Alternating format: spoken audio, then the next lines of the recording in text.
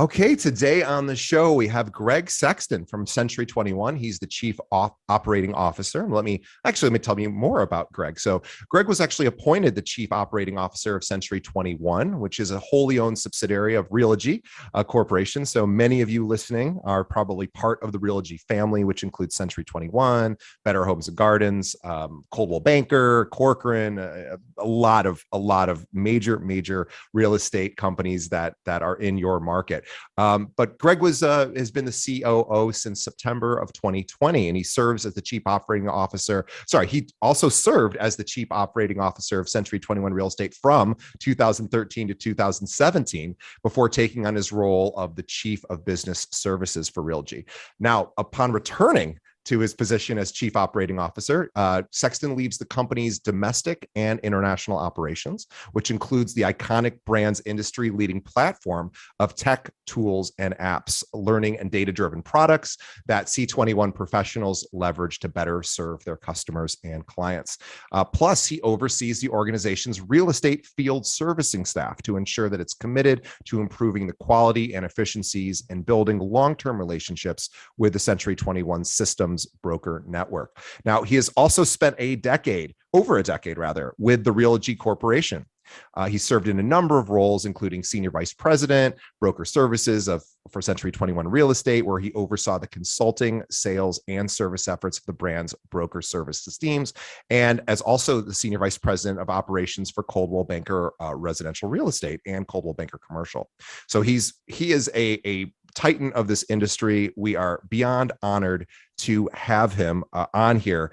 And this is the first time we've really spoken to somebody at your level. We traditionally, Greg, speak to producing brokers, but who better to talk about producing agents than, of course, you, who oversees a lot of them. But welcome to the show, Greg. We appreciate your time. Hey, DJ, thank you so much for having me and the opportunity to spend some time with your audience. We are very, very grateful to have you on the show. And I've always I myself am not a practicing agent, although I do have a license. I'm on the recruiting side. I work for an independent brokerage here, a family-owned company here in Chicago. But of course, Century 21, Coldwell Banker, all of Better Homes and Gardens, those all have a presence, pretty prominent presence here in the Chicagoland area, including the suburbs. And in fact, our owner, Nick, before he took over the company that I work at, which was his family's company, he actually started himself at Coldwell Banker for the first 4 years of his career, so he could learn the business. And he will tell everybody, boy, what a great experience that was. Of course, Century 21 being under that same umbrella. But I would love to hear about your journey into real estate. Obviously, you've been on the corporate side for quite some time, but how'd you get involved in real estate? Yeah, it's interesting. So there's the real estate side of what we do, and then the franchising side. And I actually came in through the franchising window or door, if you will. I had actually been in the franchising industry in a different industry other than real estate. And that was my entree in. And where I came into it was on the franchise sales side of it. And I will tell you, DJ, I'm a proponent of, for those that have gone into leadership within real estate, especially within the franchise side of it, that franchise sales background is really what helped me understand what happens at the street level, if you will. Because a lot of us from corporate folks, a lot of times we're inside, we're developing tools and systems and thinking that, wow, this is going to be the greatest thing out there.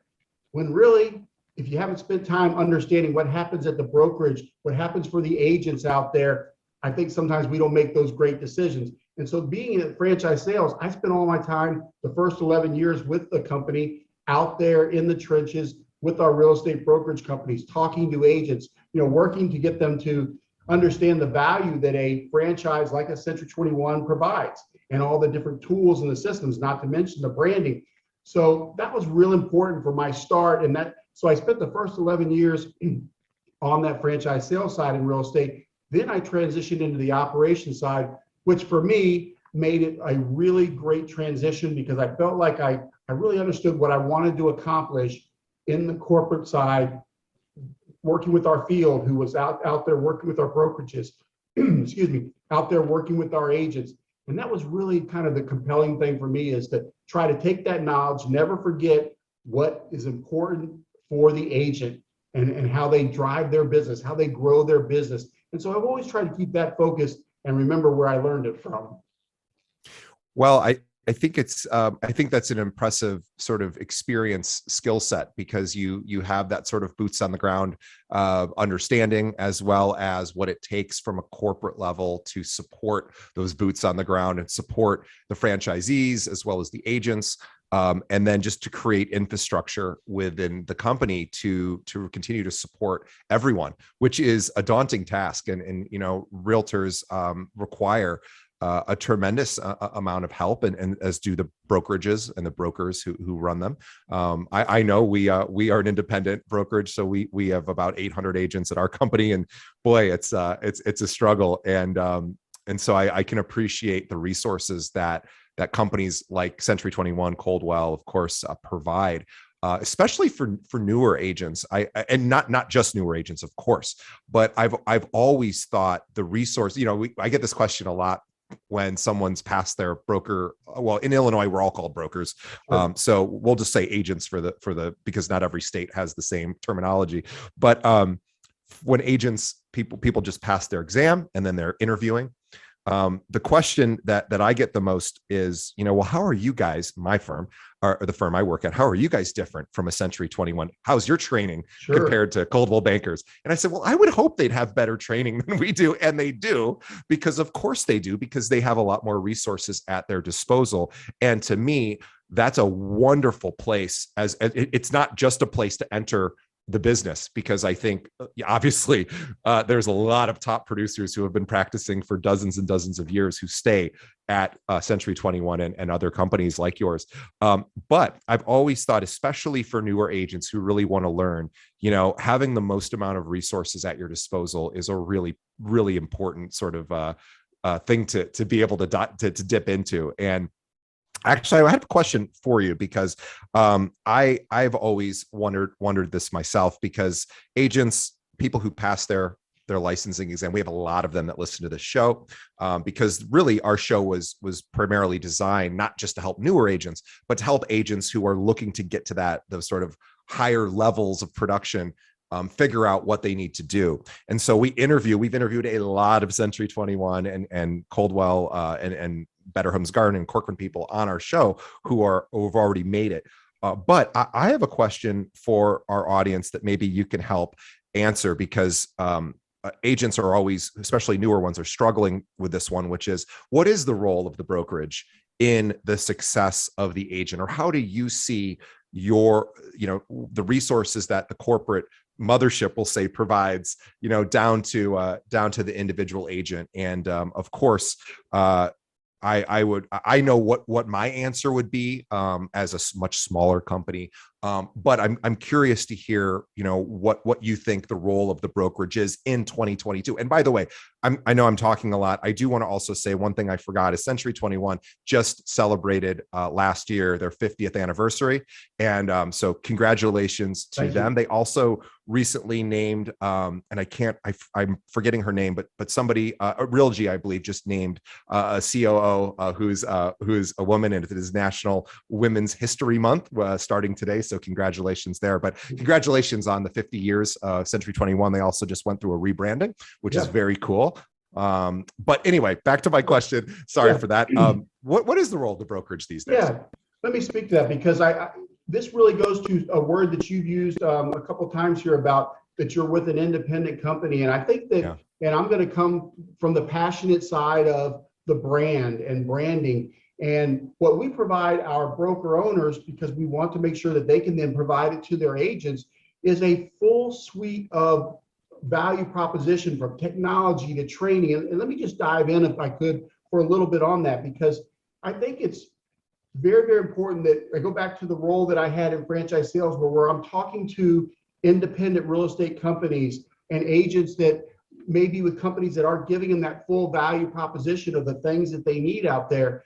And it's that knowledge that really caused me to really want to dive into what makes the brokerage successful. Well, what makes the brokerage successful is that their agents are successful out there and their agents' needs are being met. And we, as the franchisor at Century 21, our job is to make sure that we provide those resources for our broker owners so they can be passed down.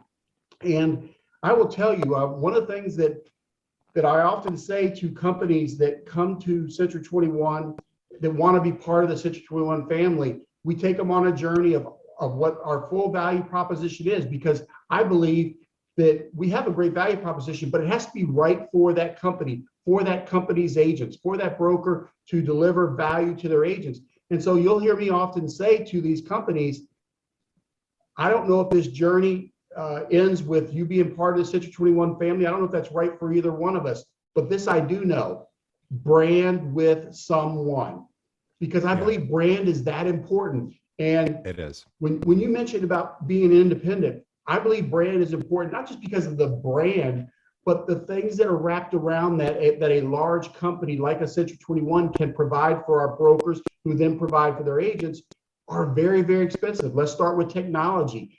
Technology is changing so rapidly in this industry every day.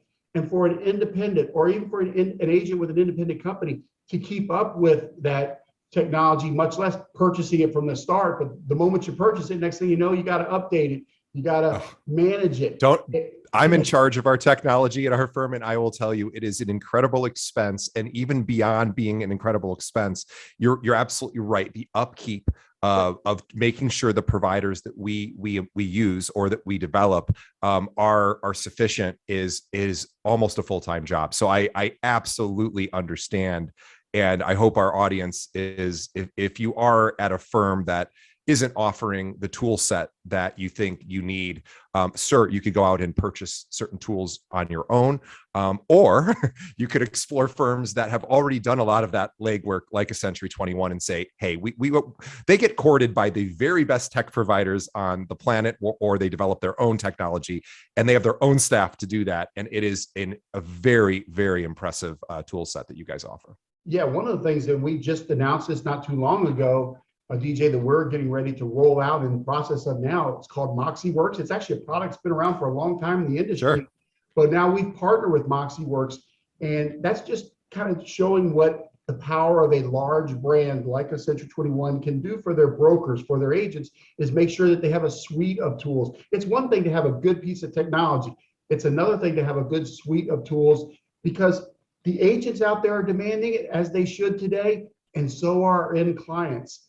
Those people that are out there looking to buy a home, to sell their home. And I believe it's our job to make that journey as easy as possible. And a lot of that's coming through technology, not to mention the other aspect of what we deliver. And what I think that agents should also demand is a really good training platform. Here's what's interesting, DJ, and I know you work with a lot of agents and brokers. You probably know this better than I do.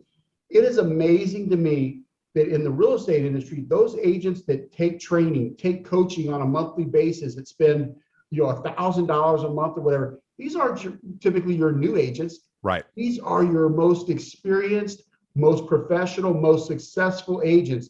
And to me, that shows the power of a brand that has good training, that the agents would realize that if I'm going to be at the top of my game today and tomorrow, I got to keep on educating. I got to gain as much knowledge as I can, so I can pass that knowledge down to help my clients. And I just think that that's kind of a little bit of an interesting twist for this industry, how agents really want to absorb good coaching and good training. That's a differentiator between us and, say, other industries.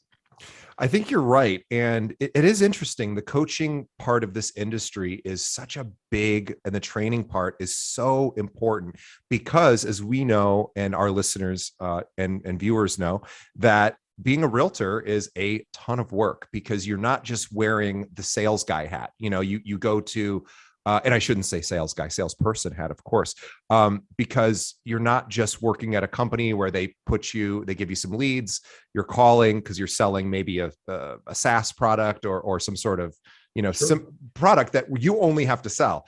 As a realtor, you have to wear a number of hats, and whether you work at an independent firm or you work at a franchise firm, wherever you work, you are on a lot of those hats. And it certainly helps to have resources of a big company behind you, and the branding that goes with that, because and I've been in this industry for I think 12 years now, and I work at an independent firm. So if somebody were to ask me the importance of a brand, because I work at a firm that has a much smaller footprint on the brand side, I'd say, oh, it's not that important, but it is important. And it's certainly when you're starting out and you haven't built your reputation, and you haven't established yourself as an expert yet in the community or in real estate, having a brand behind you that is affiliated with competence, excellence and Jameson, by the way, is also one of the Real G brands, which I forgot to mention. They are also obviously a huge presence everywhere, but certainly here in Chicago. These are important. They do move the needle for the consumer, thinking, well, hey, I just sat through 3 listing appointments. One was a Century 21 person, one was, maybe somebody at my firm, and one was, somebody from another firm that isn't as well known. It factors in, and the branding factors in, because, we associate brands like Century 21 with some level of excellence because you've earned that, and you have excellent training. And a lot of firms like ours, that's our biggest struggle, is training, because we don't have those resources. So I absolutely appreciate that.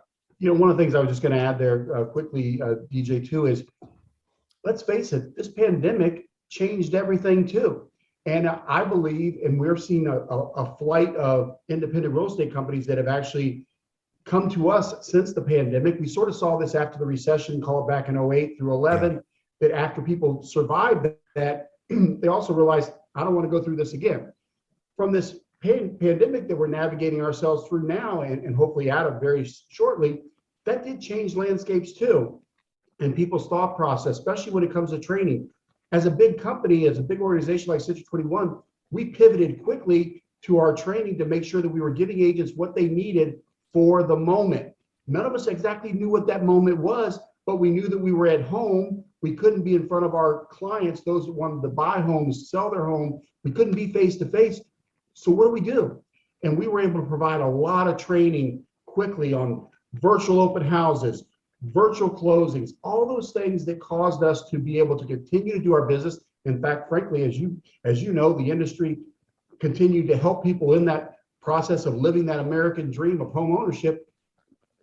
Nothing was missed there. And I think it's because of the ability to pivot there. But I think that as we go forward, there's going to be a lot of things that we never would have thought about 3 years ago in our industry, or frankly, any industry, that are going to live on, that we never thought that was going to be part of who we are as Americans going forward when it comes to the home. And I think that that's one of the things that I love about our industry, is we've been able to still help so many people live out that dream when their dream just took a complete change. And what I mean by that is, think about all the people that are working from home now, that probably will the rest of their lives, and never would have thought about that 3 years ago. That creates such an opportunity for real estate agents, real estate broker owners, because we can help people to still solve that problem, what they perceive problem, that's now an opportunity, finding the new home that meets the needs of their families. Homeschooling. None of us thought that there would be this rush to homeschooling, but they were forced to. I think parts of that live on forever. So do those people have the right situation in their home, or can we in the real estate industry help them figure out what their needs are and fulfill those? So that's what I love about our industry is, yes, this pandemic has been horrible for so many, and we want to always remember that. But what I love about what we get to do in our industry is make things better. Yeah, and I think too that the pandemic, what it's forced companies to do, especially larger corporations like Real G and the various brands, is the technology has been really adopted so that we are able to communicate more effectively and efficiently with people, with companies now. And so now, jumping on a Zoom meeting is not only not unusual, it's every single person basically does it from time to time, whether you're in real estate or you're not working at all and you're at home, like raising children, you're still probably jumping on video conferencing. So I suspect and I'm curious to get your take, is it's allowed you guys from the corporate side to more directly communicate directly all the way down to the agent level, because that communication, that technology now exists. It probably makes it easier for you guys to go, here's all the stuff we have, Mr. or Mrs. Agent, who might be holed up at home because of the pandemic or various, restrictions outside. We can still directly train you, educate you, and provide you those tools that years ago would have been more difficult to sort of trickle down all the way to the agent. Yeah, without a doubt. In fact, I think of how even myself have pivoted. All of my meetings now, if I normally have had them in person, I can have them through Zoom just as easily. I still believe we're in the people business, and I can't wait till we get to connect on a regular basis. And I think we're starting to see that. But here's a prime example. We have our big, what we call our 121 convention. That's where we have thousands of Century 21 agents from around the world attend that event and have for years, typically in Las Vegas. But for the past 2 years, we haven't been able to get there face to face and enjoy that networking and that training and all the good things that go from that one-on-one person. However, we did it virtually. We had our virtual 121 where we had thousands of people coming on a Zoom screen. And if I had said that we were going to do that 3 years ago to our staff, they would have looked at me like I had three heads, which might be the case that they do anyways, but that's a totally different story. But that's how much in this short period of time we have moved. And I think it's just phenomenal that as a country, we were able to move like that. And I do think it's the power of large brands that have been able to lead in that and make sure that the agents out there are still able to deliver what is needed in our industry. That's very well said. I appreciate your answer there. I have a couple of challenging or I would consider to be difficult questions, although I think you'll be able to answer them just fine. So no pressure, of course. Okay. But I did want to ask some questions. My first one is probably the most. We polled our audience saying, hey, we're bringing on Greg.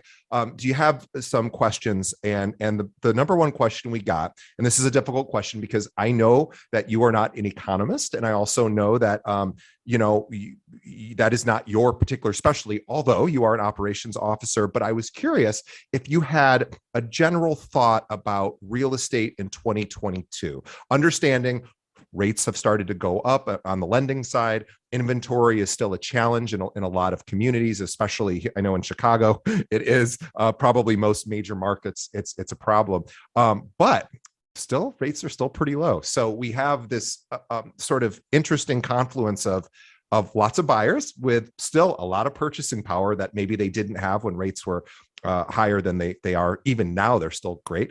But of course, a shortage a bit in inventory. So increased competition, increased pricing. Curious on what you guys see on your side as somebody who has to really look towards the future more so than us little independent guys who just kind of focus on the day to day. What do you think might happen this year with respect to real estate? Sure, and I'm going to give you my personal perspective on this, and I think the industry looks very, very bright. I look at what happened during the pandemic and how, wow, we still sold so many homes when you take a look at what we do on a year-to-year basis before the pandemic. Well, I think the future looks very, very bright, and for a couple of reasons that I'll throw out there, because I think that this also speaks to how your listeners, your audience that are agents can really think about their business going forward and their business plan for growing their business. The reasons why I feel really, really good about 2022 and frankly beyond is, first of all, yes, we are going to hear that interest rates are going up. But let's just say that they're going to be in that 3.6 to 3.7 range, which we keep on hearing kind of bantered around there. That is still amazing interest rates. And that should be the story that us in the industry are out there yelling from the rooftops about this great opportunity to get into home ownership, first-time home buyers. What a great opportunity. 3.6.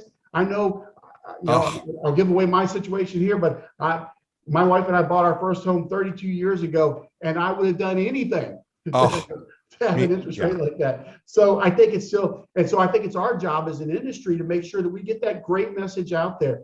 There's another, when you talk about what does the landscape look like going forward, I believe that because real estate is global, we have billions of dollars that come out of the other parts of the world that want to buy properties in the United States. And let's face it, that's been super challenging the last 2 years.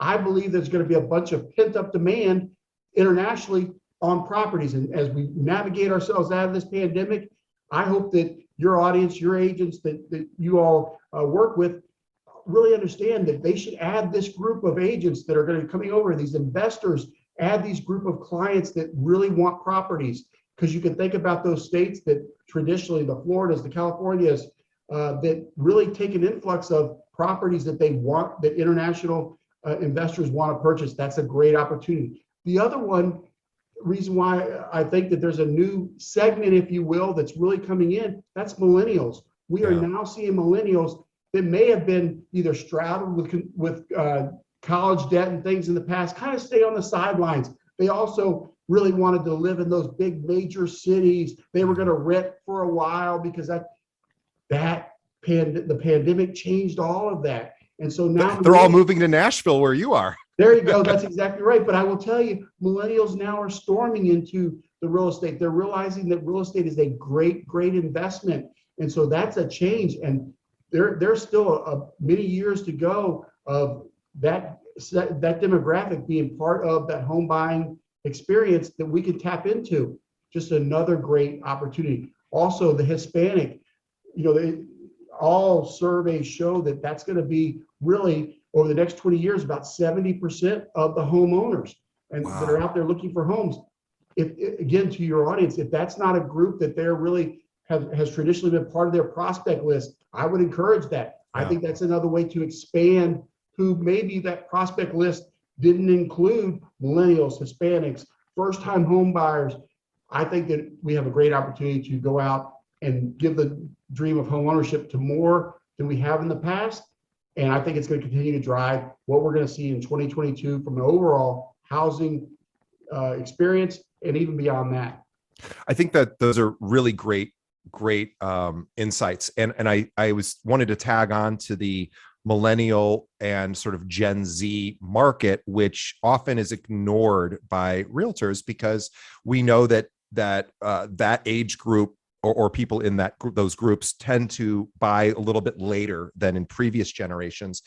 However, there is an amazing transfer of wealth that is happening for those people. A lot of them are receiving, as their parents get older, they're going to start receiving transfers of wealth, whether in the form of gifting or as a parent passes away. Maybe that money then funnels down to those millennials and Gen Zers, and you're going to see a lot of people with a huge influx of capital that they have to now do something with. And I absolutely agree that these are people that are going to be buying a lot of property in the upcoming years. And so for all of our listeners and viewers, definitely consider how to start educating your sphere of influence who have, or talking to your clients who are of that advanced age and saying, hey, let's talk about what is your wealth transfer strategy. And, I want to be part of that. And I want to know where you're headed so that I can help, maybe for your heirs, I can help provide real estate advice. Yeah, DJ, you're spot on with that. And let me run with it just a little bit further. Please. For your audience, because I think that we've hit on something that's really an opportunity for those agents out there that have the great fortune of listening to your podcast.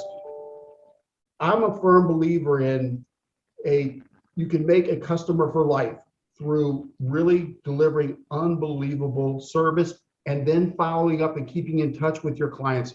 Because yes, your client may not buy a house next year, but all the studies show 3 to 5 years, they're probably moving on. So I think about this millennial group that you and I have been speaking about here. What an opportunity, if this is the first time they are jumping into the home ownership, to show them the experience that they can have by dealing with you, that great agent, that great Century 21 agent, if I can. Because if you can do that, you're going to tap into the rest of their family, their friends, and be there for them when that transition comes that you just spoke about. So if they're not part of your prospect list, I would encourage everybody, do not kind of just shy away from millennials and say, well, they're probably just going to rent. because everything has changed. Everything has changed. Now people can live wherever, and they can work from wherever. And I was shocked. I traveled overseas last year and got to spend some time in a few different countries, and I was able to work. And I met many people who they have a place in the United States and they were not traveling. And, they were trying to figure out what am I going to do? Where's my home base going to be? And I think that's a great opportunity, especially if you work for a company like a Century 21, because now you have access to their network of agents from all over the world, really. And all the Realogy agents, I'm sure, as well, which is even, gosh, I got only news. How many is there a total count for the number of agents under the Realogy umbrella? It's got to be over 100,000, I'm guessing. Well, we have 155,000 agents at Century 21. So, well, there we go. So we'll hundreds of thousands of agents. So there is a lot. And, which I will tell you, it speaks back to that global thing that I mentioned. We're in 85 countries. And that goes back to that branding is so important. But here's why branding, and you sort of alluded to it a little while ago in some comments you made, but I think it's super important when we think about those independent real estate companies, which there's some fine ones out there. But when it comes to somebody who is in Germany or France or somewhere that's thinking about buying property, they're probably not looking for that independent name. They don't even know who it is, but they know who the Century 21 is. And I think that as agents out there really think about the future of where this industry is going and how we are global, it's really important to have a brand behind you that you're immediately recognized. And then because of the great job that your agents do out there serving their clients, you combine that with a great brand, there's your customer for life. It's really funny. I was thinking about this psychologically. There is a sense of sort of well-being when you're in a foreign place and you see something familiar. I was in Nicaragua, of all places, and this is about 7 or 8 years ago. And I walked by an empty storefront, and I sort of had an idea for a business, just a fleeting thought. It wasn't something I was going to actively pursue. And then I saw it was available for rent, and it said CBRE, which is a very prominent commercial firm, global commercial firm, or maybe it was Jones Lang LaSalle. I think it was CBRE. Anyway, I said, "Oh, I know what CBRE is," and then all of a sudden I went, "Oh, I trust whoever the name is," which of course the person I didn't know, whoever was representing that property. And of course there's a variety of competency and agents all over the place. And there's good agents and not so good agents everywhere. But because I recognize that name, so, it's funny, as an independent person, I'm like, my inclination to always be like, brand's not that important. Of course, I'm a marketing guy and I know the power of branding. Right. And Century 21, of course, is a very, and Jameson and Coldwell Banker and all the Realogy, Better Homes and Gardens, Corcoran. These are names that most people know, right? And they're names that have earned a spot earned a spot in a sort of Americana sort of culture because of what they provide. And I've always just been, I love when an agent meets with me and they're meeting with people at Century 21 or Coldwell or wherever, and they go, "Well, what do you think of those companies?" And I'm like, those companies are awesome. And that's my only answer, because I go, I love those companies.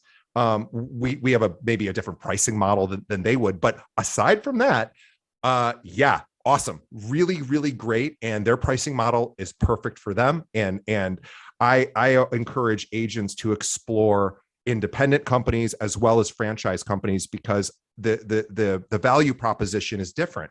That, what you guys are offering is really leaps and bounds. But I did want to ask you one more tough question. Sure. And I apologize for this question, because I have an answer for this, and I know you have to go shortly, but can we talk about leads for a moment? Only because it is, for a new agent who doesn't maybe know as much as an experienced agent, of course, about leads. Oftentimes they will, as they're interviewing brokerages, and I know it because I get this question too.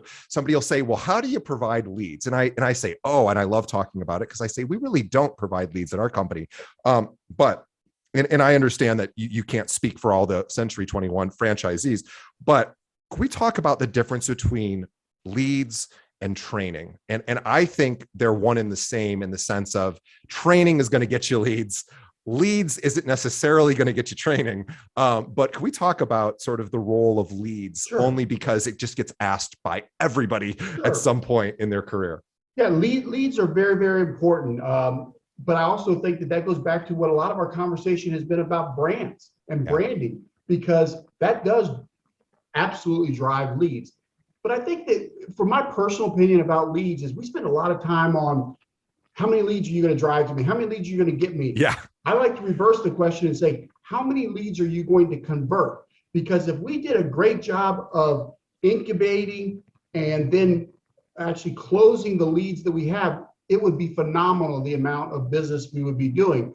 And so what I try to talk about, and you nailed it. I love what you said there about the correlation between training and leads, because we spend our time and energy. Yes, we do drive leads, but the time and energy is spent on training so that agents know how to source even their own leads and do a better job of that. But more importantly, once you get that lead, what do you do with it? Because not everybody and not every lead is going to want to buy a house tomorrow. And as agents, sometimes we don't pay attention to that consumer who might want to buy that house in a month from now, heaven forbid, a year from now, or maybe even 5 years from now. But what if we started really putting an incubation strategy, a drip campaign strategy behind all that leads? Wouldn't it start those leads from happening month after month once we generate all of that focus on the actual closing of those leads and leading them to that closing? To me, that's where we can really control the leads, because a lot of people will just say, to your point, give me leads. How many leads are you going to give me? How many? I don't think that that's really the focus. I think we're focusing in the wrong place. Yeah, I think so too. And I could not agree more with you about that. And we used to have, and in fact, we believe they're coming back. Zillow would come on our show monthly and talk about leads, because that's their business. And they will talk exclusively about the incubation period and how critical it is. And the lead itself is not really where I think the juice is. I think to your point, I think it's about the incubation. It's about the follow-up. And in order to automate that, as you get busier, you need to have tools and technology to assist. You talked about drip campaigns, whether it's print, email, text, whatever medium you're going to be actively reminding your sphere of influence and your contact list about, hey, oh, by the way, I'm the guy or the woman, I'm the person that wants to work with you when you're ready. You need to have some tool sets behind you, and companies like Century 21 just have it. You know, and one of the things that I know we've got to run here, but a quick thing that you just piqued my interest on, when agents are looking for the company that's going to be best for them to grow their business, grow their career, sometimes they don't even look at that technology like what CRM does this company make available that can really be the database for all of my prospects, and then does it help me do those drip campaigns, keep up with my customer base, follow up with my customer base, give me those notices when I need to follow up. And that seems kind of elementary, but how important that is for growing, not just your next closing, but growing your career. I just think that that's an important point. Well, I think that's something that the Realogy brands have done an exceptionally good job of. And of course, that's evidenced by how successful those brands are and how they continue to be major. I mean, the biggest major players really in the real estate brokerage space. And so hats off to Century 21. Congratulations on 50 years or 51 years now of a successful and an impressive company. Realogy is just an amazing powerhouse, and Century 21 being one of their brands is, of course, also beyond impressive. And so I encourage everyone who's listening this year, 2022, if you do an annual audit or you're doing an audit this year of your brokerage, are they providing me the tools I need? Am I getting the resources, the support? And I think support and training and tools are the three pillars of what a brokerage can provide. I really encourage everybody, even our own agents at our firm, although we hope you stick around our firm, but we really encourage all of our listeners to check out Realogy, check out Century 21 in particular. Greg's a great guy, and the company is outstanding, and there's just a lot that there is offered there. So really, we encourage everyone to, if you're in that process of trying to figure out, is there a better fit, or maybe I just got my license and I'm not sure where I want to go, to give Century 21 a chance. We've seen what they've done here in the Chicagoland market.